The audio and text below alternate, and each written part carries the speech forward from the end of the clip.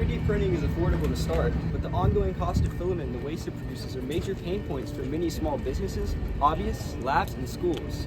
Buying filament again and again is not sustainable, and the traditional recycling methods that we have are too large, expensive, or inconsistent for everyday users.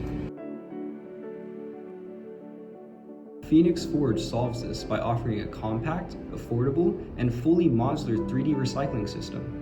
Our design transforms 3D printing straps into high-quality filament using a safe, efficient extrusion module paired with cooling, sensing, and winding units that maintain precise diameter control in real time. Users can scale the system to their needs, making professional-grade recycling accessible in any workspace.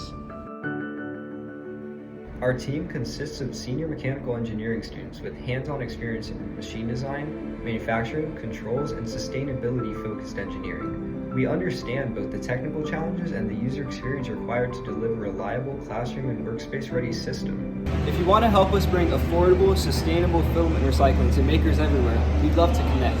Our next step is securing partners and early adopters who see the value in closing the gap between sustainable 3D printing's accessibility and its demand everywhere.